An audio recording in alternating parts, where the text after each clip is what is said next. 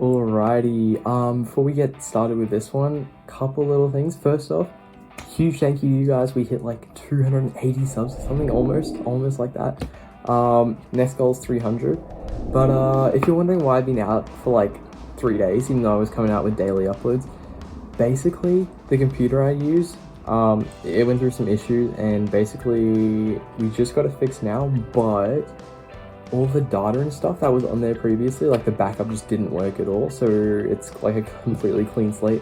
So I'm gonna have to re-download like all of my assets and music and sound effects and everything, which it kind of sucks, but that's alright. I'm just glad that I can be back to editing and uploading again, because that was a painful like 3 days or so. But yeah, once again, thank you guys so much for watching, and I'll pass you over.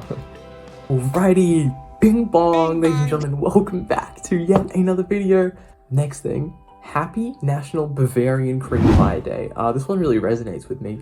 But today, we are going to be ranking each of the 6 Galactic Legends in Star Wars Galaxy of Heroes. Woo! From like the best farms to the worst farm. No, that's not true. From the worst farms to the best farms. It's gonna be insane, it's gonna be great, it's gonna be wonderful. Kicking off the list at number 6, we have SITH Eternal Emperor. Okay, I know that these guys are all Galactic Legends, and they're all at the best 6 characters in the game, right? But the SITH Eternal and SITH Eternal's farm, alright, let's just start off with the good things, right? Okay. Alright, I'm done now. Onto the bad things. Trash character. Does not hold on defense. His only purpose is to solo stuff on offense with Watt and armor. Like, what kind of character is that? That's just like Malik with a few extra steps, bro. Like, what? Some people might argue that his farm is like, it's kind of quick, but like, I mean, if you're spending 6 months to get SITH Eternal Emperor versus like 8 months or 7 months to get like a Jedi Master Kenobi or something, that 1 or 2 months is going to make so much more difference. SITH Eternal is dookie. He doesn't give you a fleet, he doesn't give you anything. All he does is take, and he's ugly and his animations suck. So, I'm sure a few of you are going to click off the video now because I just roasted your Galactic Legend that you've been farming for 8.5 months now. I'm sorry, no I'm not, no I'm not. I am just a SITH Eternal hater, so nice. Alright, moving on to number 5, we actually have Lord Vader. I actually quite like Lord Vader. I think he's pretty cool, even though he's a glorified Jawa.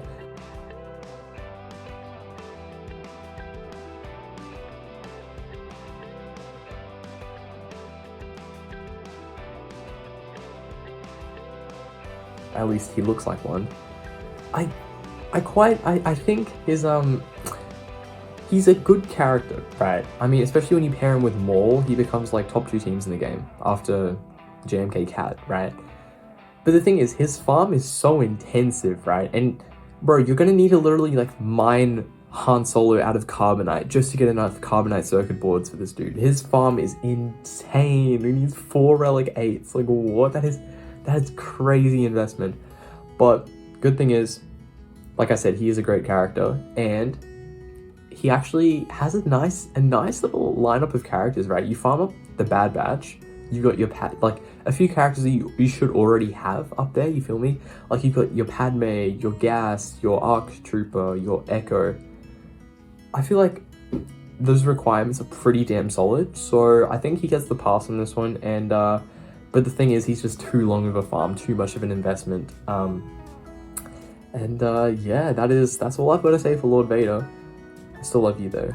Okay, moving on to number 4, we have Jedi Master Luke Skywalker, JMLS. Honestly, great character. What can't he beat? You feel me? He can beat everything. He does well. I think he holds well on defense as well. He's generally a solid character. Does great in the light side TVs where it's most important. No real complaints about this dude, except the farm for him is so long, especially for a newer player. Like, having to get the whole get 1 horde for Wampa and Hoda, it's not fun, it's not pretty, and then you have to go for your Rolo shard, so you're either spending get 2 on that, or you're doing Hoth, bro. What a sin. It's a sin. In 2021, we're calling 2022, and you're doing Hoth. Light side Hoth. No, See ya. Bye. No way, bro. No, there's no chance. Zero chance. Zero chance. So that's my main complaint with Jedi Master Luke, although his requirements are actually quite nice. You know, you basically build up the whole CLS team, you get some Rebel fighters going, you get a nice Rebel fleet going, right? You've got your Biggs, you've got your Y-Wing, you've got your Hans Millennium Falcon, and it's quite a decent farm overall. I'm not gonna lie, it's a pretty decent farm. It does justify 4th place for me, because he beats everything. Solid character all around, but it's just that farm just takes so long. Like, I feel like probably similar distance to our good friend Lord Vader there in terms of farming range. So that's number 4 position. Moving on to number 3, we have Supreme Leader Kylo Ren. Look, I know a lot of people do go for the SLKR rush. Listen, I don't recommend that route, but the thing is, by getting him, you are kind of forced to have that finalizer fleet. So at least there's a fleet aspect of it, so we can give him that. Kylo Ren as a character, you know what? He has viability against pretty much every team in the game, and he is relatively quick farm. And I just think that does provide a considerable amount of value. And of course, he does that HSTR solo potential. Not even potential, like just pretty easy to do that, eh? So that is a huge part of his plays. Like the previous 3 Galactic Legends that I just listed, except Lord Vader, kind of suck in raids, suck really bad in raids. And I know raids aren't that important or anything, but it is still nice to get those good rewards from time to time, you feel me? Yeah, I don't know. Supreme Leader Kylo Ren, he's good. He's good. He's solid, right? You can pair him up with the Night Sister combo and whatnot for beating JMK. He does okay. He's not great on defense. He's probably the 2nd worst on defense after our good friend Sith Eternal Emperor. But he does well on offense, and he does solo Sith Eternal, and he does really well against Rey, and he does really well against the Lord Vader, of course. So that's why I'm getting SLKR the 3rd place spot. Moving on to number 2, we have, with no bias at all, Galactic Legend Rey Skywalker. Yeah, that's right. I said it. What are you gonna do? We have Rey. Let me justify this. Okay, first off, you're getting Radis. You're getting the Radis fleet. Radis fleet is solid. Don't even come at me. It's a hard counter to Malevolence, which is always nice, always good to have, right? Always great. She beats everything. She beats everything in the game. She beats C. She solo C, in fact, with Watt especially. Takes out Lord Vader, takes out Jedi Master Luke, takes out SLKR, takes out Rey mirror matches, obviously, and even takes out Jedi Master Kenobi with specific lineups. I just found out yesterday, actually, that Rey with Jolie Bindo, Grandmaster Yoda, Bad Batch Echo, and Hunter can actually counter Rey Cat right there. So that's huge right there, you know? She has so much versatility with the light side characters. You can chuck Scoundrels with her, you can chuck Jedi with her, you can even chuck Resistance with her. All sorts of characters can be used with Rey. She's got super good viability all around. Best defensive character, probably, maybe if you're counting Jedi Master Kenobi, but possibly the best banner stealer. You can never really get full banners against Rey. Also, I farmed her and she's kind of hot, so... Bonus points for that. I hope you guys know that this list right here, this list is not my personal opinion. This is just factual. This is all factual information. You can look it up on Wikipedia. It's true. It's true. All of it.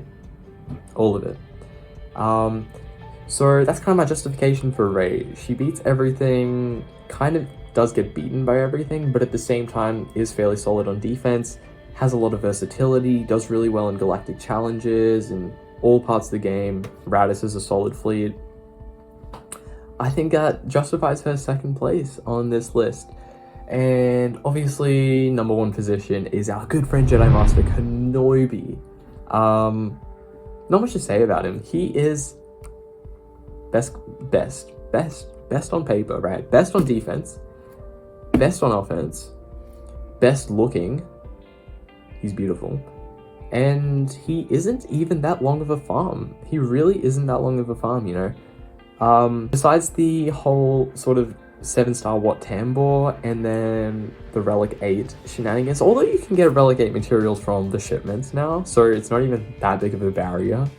Wat Tambor is kind of the only limitation for getting JMK. You know, his relic requirements really aren't that crazy. You do farm up a good few characters from there. You know, you've got your General Grievous droids team coming up. You got your Magna Guard, your Wat, your GG. It's as requirements, and then you've got the start of your Shark T clones team, right? You got your 7-star Shark T required, and then you got the rest of the clones, blah blah blah. He's, you know, you get Jango Fett in there as well. He's a fairly decent character all around, and of course you need him for the Negotiator and whatnot, and Negotiator's like second best lead in the game besides Executor. And yeah, I think it's just a bit of a no-brainer. It's general consensus that Jedi Master Kenobi is the most valuable and best Galactic Legend to go for. I don't understand why I see people still rushing Sith Eternal in it. It's just, it makes no sense. If you can spend a couple extra months and get Kenobi, who's going to last the distance, right? C is already washed up. He's already being beaten by everybody. If you leave him on defense in Squad Arena, he's done for. It's over. Goodbye. Whereas Master Kenobi is going to hold up for some time to come. Future Galactic Legends, even if they're slightly better than him, he's still going to be top 3. He's still going to be top 3. Alrighty, that brings us to the end of the video. Thank you guys so much for watching. Once again, thanks a ton for 250 subscribers. Means the world to me. I'm going to keep making these videos, keep pumping them out, and I'll see you guys around. Leave a like. Let me know if you want to see a part 2 of this, except like ranking legendary characters or journey guide characters overall. Yeah, let's do it. Okay, thank you again so much for watching. Have a good one, and bye-bye.